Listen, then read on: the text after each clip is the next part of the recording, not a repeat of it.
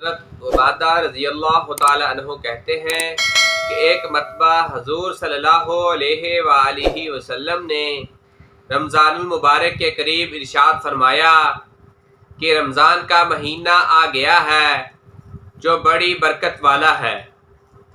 حق تعالی شانہ اس میں تمہاری طرف متوجہ ہوتے ہیں اور اپنی رحمت خاص نازل فرماتے ہیں، خطاؤں کو معاف فرماتے ہیں، دعا کو قبول کرتے ہیں، تمہارے تنافس کو دیکھتے ہیں اور ملائکہ سے فخر کرتے ہیں، بس اللہ کو اپنی نیکی دکھلاؤ۔ بد نصیب ہے وہ شخص جو اس مہینے میں بھی اللہ کی رحمت سے محروم رہ جاوے۔ تنافس اس کو کہتے ہیں کہ دوسرے کی حرص میں کام کیا جائے اور مقابلے پر دوسروں سے بڑھ چڑھ کر کام کیا جاوے، تفاخر اور تقابل والے آویں اور یہاں اپنے اپنے جوہر دکھلاویں۔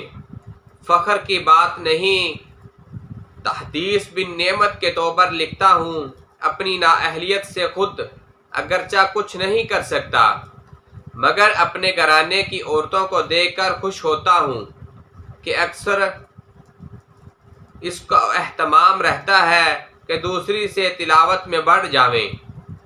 خانگی کاروبار کے ساتھ 15-20 پارے روزانہ بے تکلف پورے کر لیتی ہیں۔